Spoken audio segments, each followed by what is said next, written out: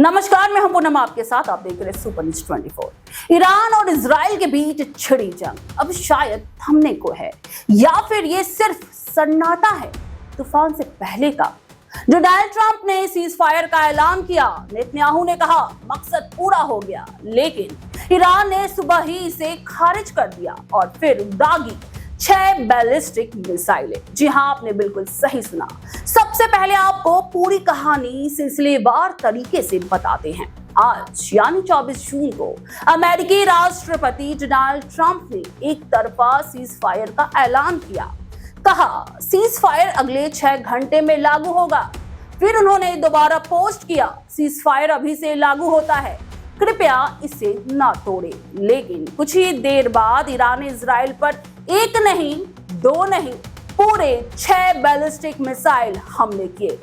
एक missile Israel के Beersheba शहर में इमारत पर गिरी, 4 लोगों की मौतें हुई और 30 से अधिक लोग घायल हो गए। इसके बाद ईरान ने कतर स्थित अमेरिकी एयरबेस अल उदीद पर भी मिसाइलें दागी। हालांकि इस हमले में कोई हताहत नहीं हुआ, क्योंकि ईरान ने पहले ही अलर्ट भेज दिया था। इधर इजरायली सेना चुप नहीं बैठी। IDF यानी इजराइल डिफेंस फोर्स ने बयान जारी कर बताया कि पश्चिमी ईरान में कई बैलिस्टिक मिसाइल लॉन्चर तबाह किए जा चुके हैं।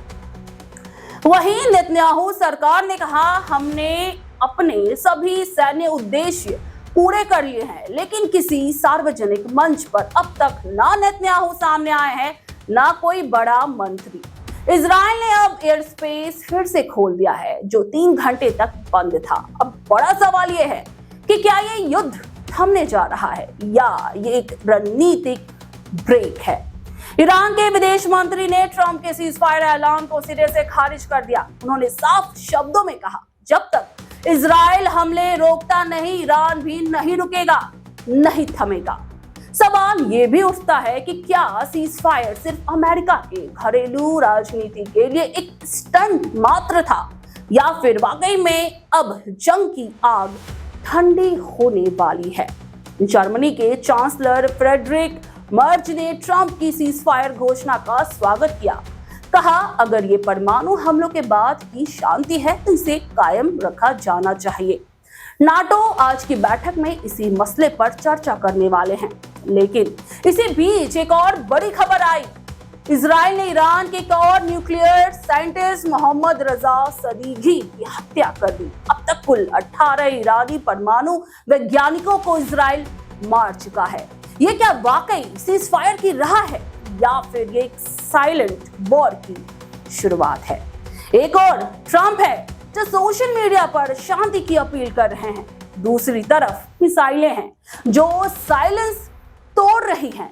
एक और नेतन्याहू हैं जो मकसद पूरा हो गया कह रहे हैं, तो दूसरी तरफ खामेनेई हैं जो कह रहे हैं, तानाशाहों की धमकियां से हम नहीं डरेंगे, नहीं झुकेंगे। तो क्या ये जंग अब रुकने वाली है, या फिर अगली सुबह एक और हमले की गवाही देगी? हम आपके लिए इस पूरे युद्ध का सबसे विश्वसनीय, सबसे सटीक विश्लेषण लाते रहेंगे, और आप भी हमें बताएं कि आप इस बारे में क्या राय रखते हैं, और हमें कमेंट सेक्शन में ये भी बताएं कि आप हमें किस मुद्दों पर चर्चा करते हुए देखना चाहते हैं, क्योंकि आपकी राय हमारे लिए बेहद महत्वपूर्ण है। तो इसी तरह से प्यार देते रहे, सपोर्ट करते रहे आपके अपने चैनल सुपर न्यूज 24 को।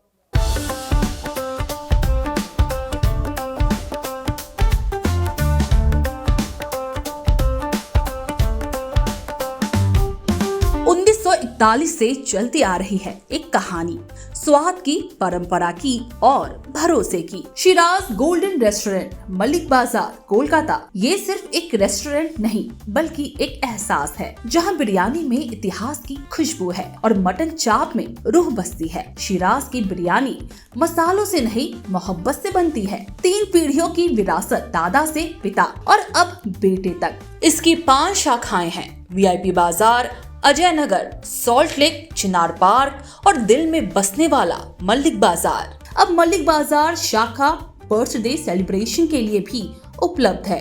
घर जैसा माहौल, रॉयल सेटअप और स्वाद जो हर मौके को खास बना दे, जिसके स्वाद के दीवाने तमाम सेलिब्रिटीज हैं।